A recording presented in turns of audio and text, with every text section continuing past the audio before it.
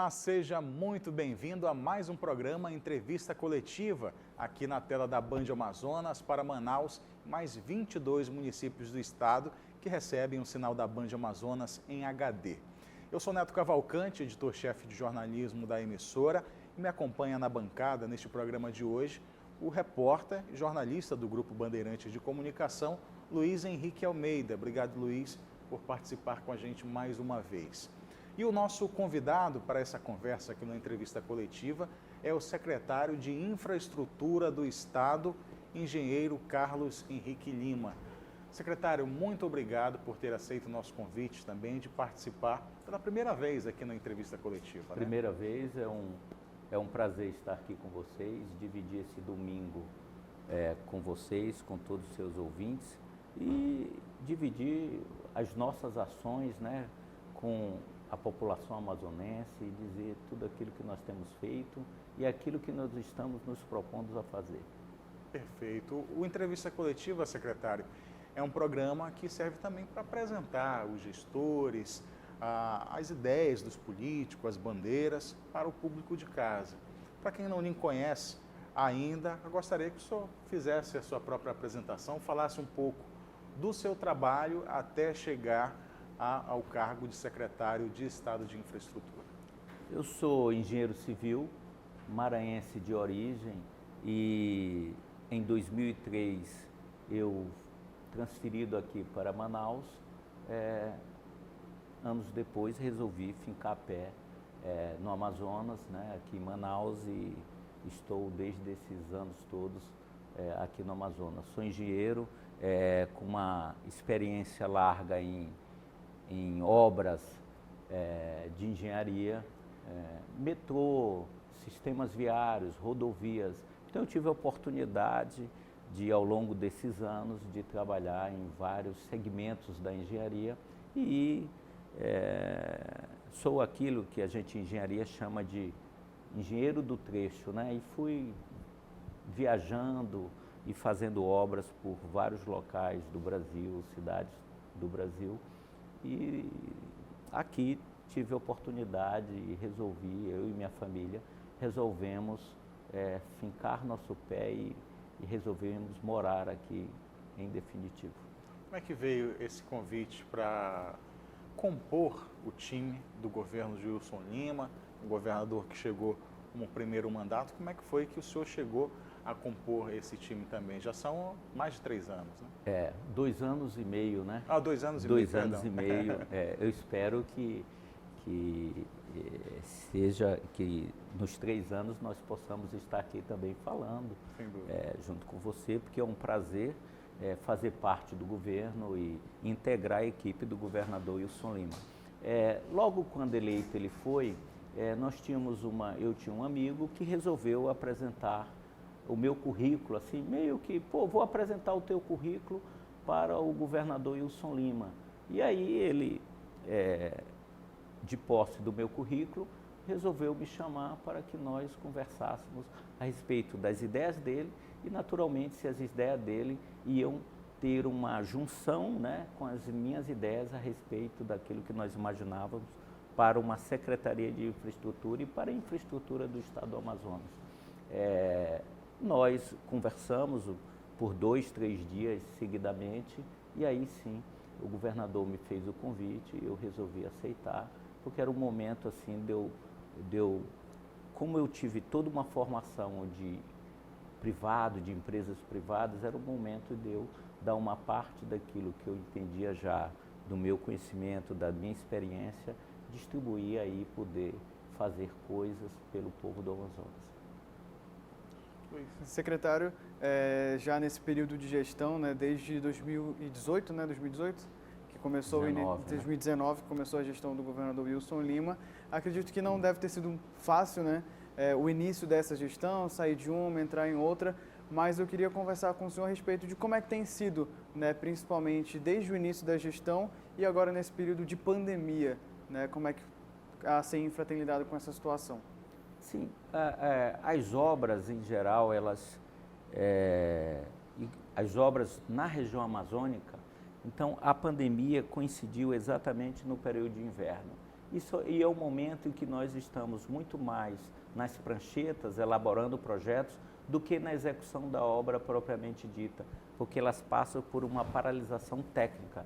Então, nós conseguimos, durante a pandemia, fazer a execução das obras que nós civis, inauguramos em 2 anos mais de 100 obras, para ser exato, 109 obras, que é um marco de gestão pública, é um marco em todos os estados brasileiros. Então, nós conseguimos fazer 109 obras, isto só a CEINFRA, né? Não falo pelo governo, porque tem obras que são feitas por outras secretarias. Então, nós conseguimos avançar mesmo durante a pandemia e aproveitamos a pandemia para fazer a lição de casa, né? Que é nos prepararmos para o verão e nos prepararmos para o pós-pandemia. Sim, eu acredito que assim como a Seminf, né, a Secretaria Municipal de Infraestrutura aqui de Manaus, vocês devem ter tido baixa de colaboradores. Isso, de certa forma, acabou que não ocorreu ou as obras continuaram mesmo assim?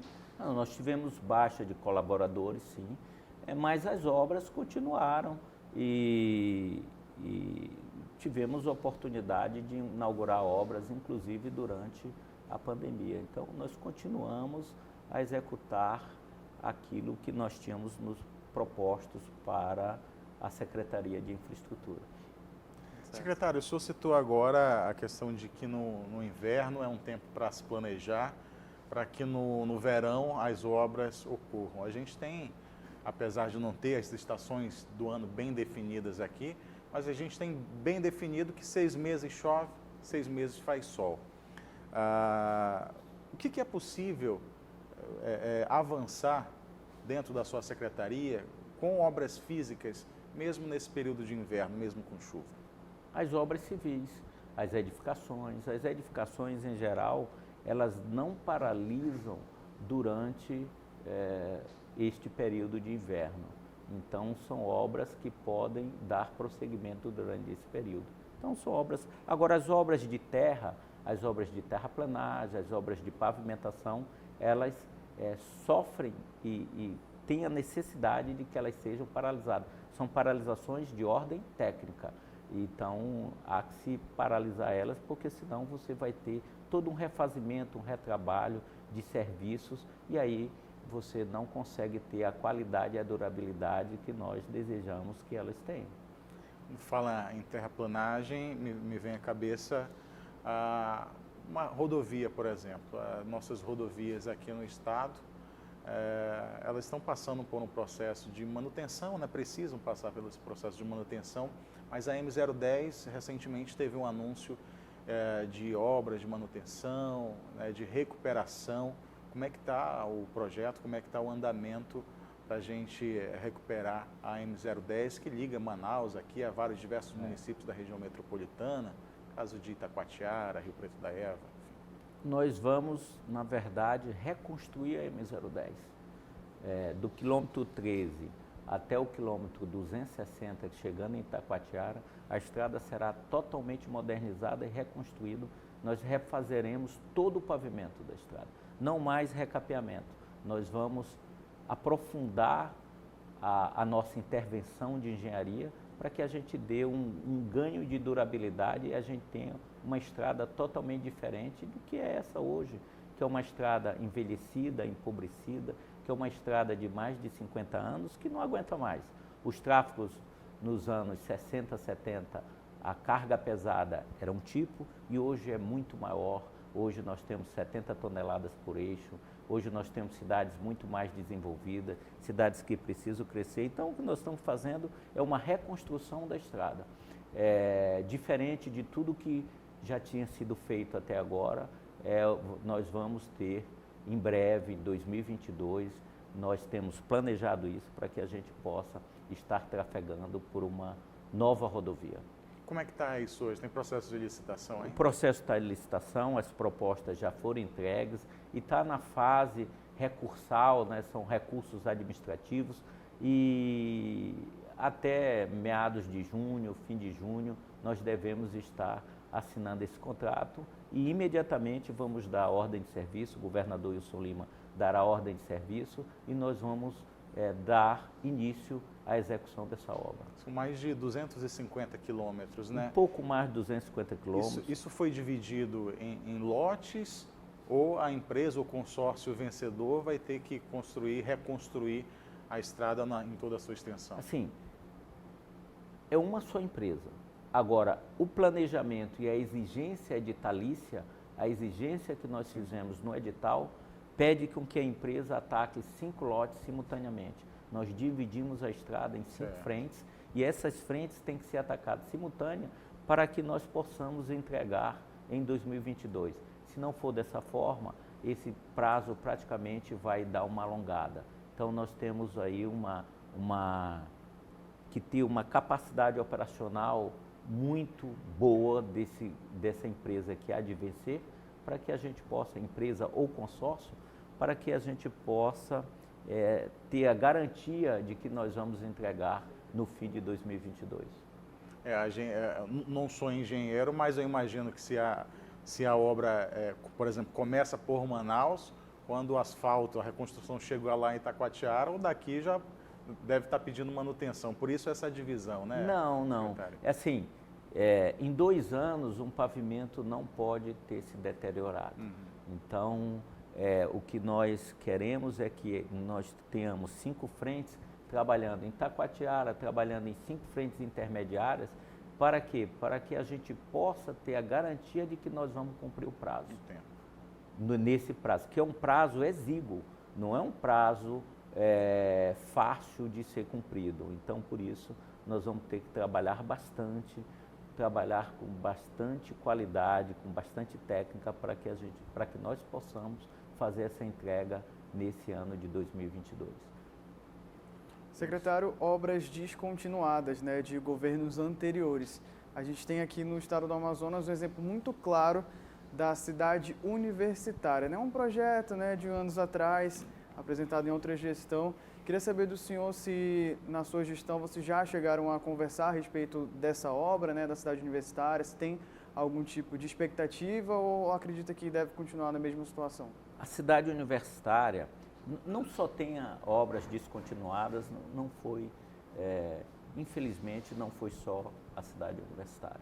Nós temos vários, o Anel Sul, o Anel Leste, eram obras que estavam praticamente abandonadas e que nós retomamos, né? O governador Wilson Lima definiu isso como premissa de governo, como plano de governo.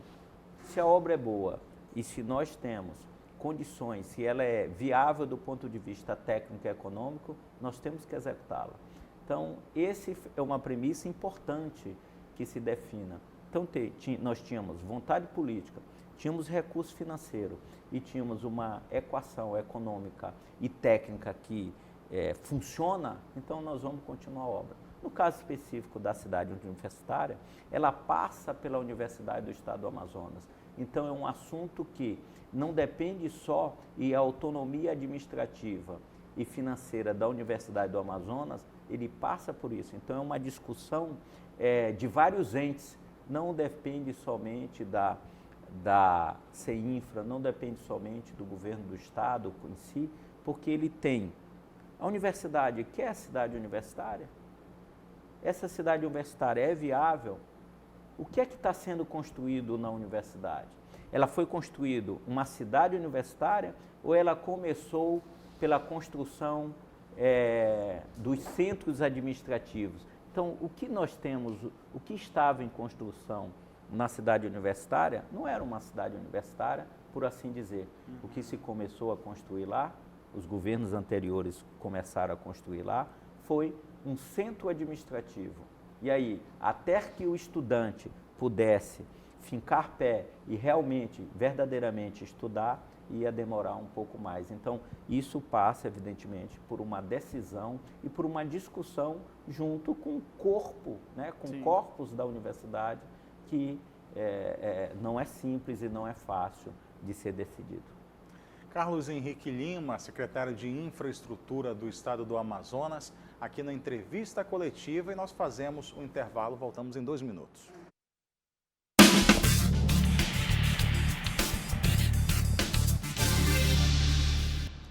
De volta com o programa Entrevista Coletiva aqui na tela da Band Amazonas, recebendo o secretário de Estado de Infraestrutura, Carlos Henrique Lima.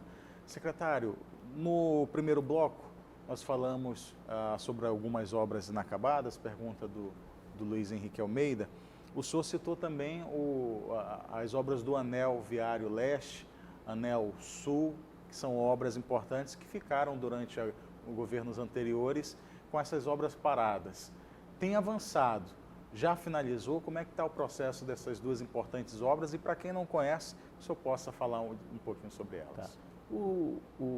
Os anéis viário leste e sul, eles são integrados. É o maior complexo viário da cidade de Manaus. 18 quilômetros, que nós vamos sair ali do distrito industrial e chegar até o aeroporto. Então, vamos praticamente retirar o tráfego pesado da cidade, do entorno de Manaus, para que a gente possa chegar na M010, diretamente na M010, diretamente ali na Torquato Tapajós. Nós recentemente inauguramos no Anel Viário Sul o maior complexo de viadutos da região norte, 230 mil metros quadrados de viadutos. Nós concluímos, finalizamos um viaduto belíssimo, uma verdadeira obra de engenharia. Então, nós vamos fazer toda a integração dessa mobilidade para que a gente possa verdadeiramente desafogar o centro de Manaus e fazer com que toda a carga, todos os caminhões, mesmo a gente, toda essa mobilidade ali para que a gente possa ali fazer um tráfego mais fluido, um tráfego de melhor qualidade. Quem percorre essa é a Avenida do Turismo, né? Avenida do Avenida do Turismo, que ali da Torquato Tapajós até a estrada do aeroporto, vai perceber algumas áreas ali que estão sendo, como é que fala? Desmatadas. Desapropriadas. Desapropriadas porque já tinham casas ali, né, propriedades particulares, e muita gente vai precisar sair para aumentar ali a pista e poder tirar esses veículos grandes de circulação da área central e colocar nessa via, né? Nós estamos avançados, ali é o Anel Viário Sul, nós estamos bastante avançados nas desapropriações e em muitos trechos já começamos a fazer o desmatamento, o estocamento, para que agora no verão, agora no início de junho, nós possamos começar com as obras de terraplenagem e pavimentação daquele trecho. São obras com bastante engenharia, são obras que vai dar uma fluidez, vai ficar tal qual aquele primeiro trecho que nós ficamos, que sai ali do viaduto da Torquato, né, o antigo Café Joel, até chegar aqui na ponte do Tarumã. Então, nós vamos ter uma avenida duplicada, 3 faixas de cada lado. Vai ser uma avenida muito importante para a cidade de Manaus.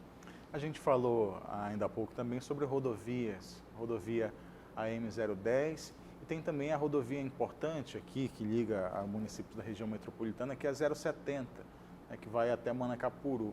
E com relação a essa obra, esse trecho, essa estrada, gostaria que o senhor falasse desde a ponte, passou muito tempo apagada, sem luzes, eu acho que é da CEINFRA também, responsabilidade de iluminação na ponte, tem uma importância de iluminação, até de sinalização náutica também, ali na ponte. Como é que está essa iluminação da ponte e as obras de duplicação, né, da M070?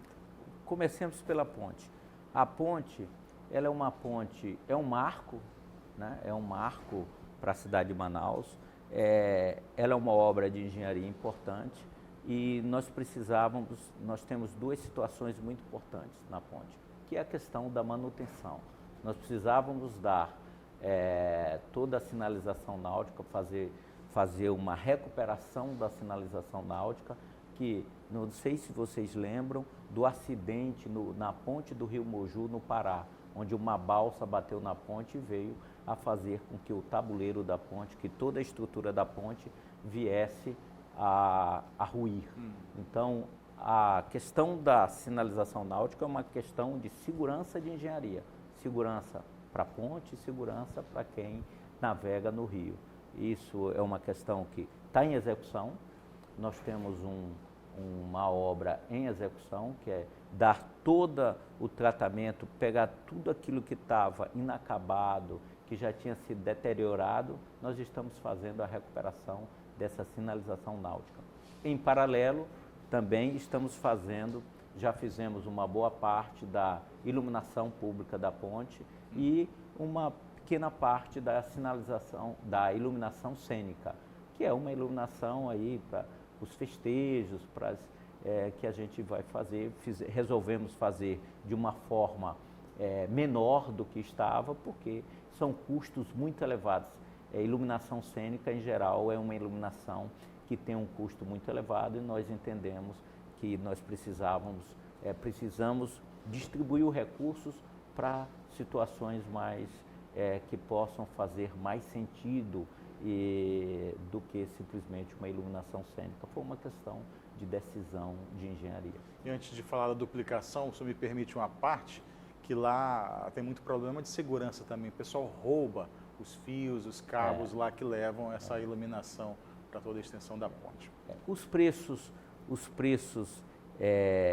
que hoje se paga no aço, 2016, para você ter uma ideia, o sucatão do aço era vendido a 17 centavos. Hoje é 1,30, 1,50, 1,80. Você não enxerga mais nenhuma geladeira em Igarapé, porque isso muito provavelmente já está no sucatão, porque os próprios moradores veem isso como uma renda auxiliar, né? Então, o cabo de cobre, que sempre foi um insumo muito caro, então por isso ele tem esse roubo exagerado. Mas nós, no nosso governo, nós colocamos uma vigilância. Então hoje tem vigilância na ponte. Nós contratamos e hoje a ponte é vigiada. Nós estamos mais atentos a essa questão de não perder, né, esses materiais, porque senão é gasto em cima de gasto, retrabalho em cima de retrabalho. E a duplicação, perdão?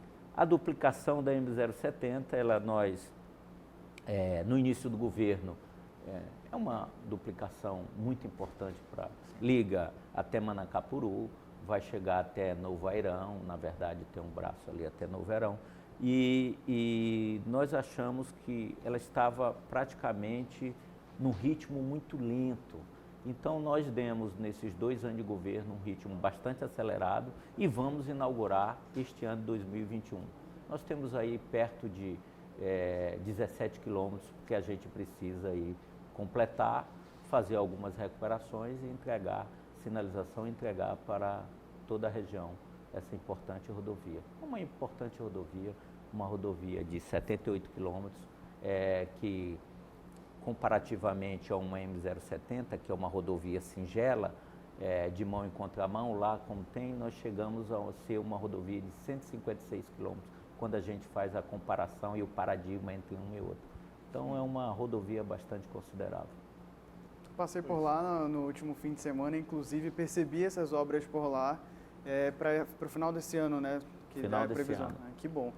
Gostaria de falar com o senhor a respeito de Prosamin. Recentemente, alguns moradores ali do bairro São Geraldo, né, protestaram de que eles estão há pelo menos 9 anos aguardando as casas que haviam sido prometidas nas gestões passadas, né? E fizeram essas manifestações, sendo que seriam aproximadamente 512 unidades habitacionais, mas que nem sequer começaram a ser construídas. O senhor saberia nos explicar quais soluções deveriam ser tomadas para que essa situação fosse logo solucionada? A questão de habitação, de moradia, primeiro que esses moradores eles estão sendo, tem um bônus para eles mensal. Evidentemente que eles esperam moradia, né? E essas moradias nós estamos atrás de recursos para que a gente possa construir e das áreas nós já fizemos toda a urbanização, que é naquela região que nós denominamos Cachoeira Grande, né? Ali no São Jorge. Então nós estamos agora definindo, correndo atrás de recursos para que a gente possa fazer a construção dessas moradias. Mas eles não estão abandonados, eles têm o bônus que mensalmente o governo repassa para eles, para que eles possam pagar os aluguéis, até que a gente possa dar uma solução em definitivo para essa questão da moradia. Tá certo. Secretário, de acordo com a sua assessoria, são mais de 120 obras em andamento nesse momento, tem também os projetos que estão em licitação. Eu sei que é muita coisa, mas eu queria perguntar de algo particular, não sei se o senhor vai ter os artifícios para nos responder, mas é que recentemente também a gente mostrou a dificuldade de motoristas lá no centro de treinamento do Detran Amazonas. E perguntamos ao Detran como é que estava a situação, lá eles disseram que já tem um projeto, enviaram para a CEINFRA e estavam aguardando esse processo licitatório para a recuperação do centro de treinamento do Detran. O senhor tem de cabeça a atualização sobre essa situação lá? Tenho sim. Na verdade, nós fizemos esse projeto, o Detran, nós já estamos enviando, nós temos uma questão burocrática, que é a questão de destaque orçamentário, que o Detran repassou para a gente, e já vamos enviar para o Centro de Serviços Compartilhados, a CGL, né? E para que ela possa dar início ao processo licitatório. Agora, quando nós fizemos aquele trecho, nós pensamos já sabíamos que havia necessidade, por isso que não tem muito, já sabíamos que tinha necessidade da gente fazer uma modernização, uma reforma ali naquele centro de treinamento, para que o usuário, né, o estudante, aquele usuário do veículo ainda inexperiente, que ele possa ter uma tranquilidade maior ao trafegar por aquela região. Sem dúvida. Secretário, o nosso tempo está chegando ao fim. Quero agradecer ao Luiz Henrique Almeida, secretário Carlos Henrique Almeida, não, Lima, só o Henrique, que é igual. Muito obrigado pela sua presença aqui na entrevista coletiva. Sou eu quem agradeço, espero poder voltar aqui outras vezes e estamos à disposição para tirar todas as dúvidas, para que a gente possa fazer um debate, né, um debate democrático, e a gente possa dar sempre as explicações das nossas ações do governo Wilson Lima, ações da Secretaria de Infraestrutura, que ora estou à frente, para que a gente possa aí tirar todas as dúvidas e que a gente possa avançar, né? O que nós queremos, Neto, é avançar na infraestrutura do Estado do Amazonas. É isso que nós queremos. Não importa se a obra foi pensada por um governo, se a obra é importante, se a obra é interessante, nós queremos concluí-la, nós queremos fazer com que ela seja um marco da engenharia no Estado do Amazonas. Carlos Henrique Lima, mais uma vez, muito obrigado. Obrigado, Luiz, pela mais uma participação. Obrigado, Neto. Obrigado, secretário. E sucesso Obrigado, aí Luiz. na gestão também. Obrigado. Obrigado também a você de casa que ficou com a gente até esse horário aqui na entrevista coletiva. No próximo domingo, a gente está de volta.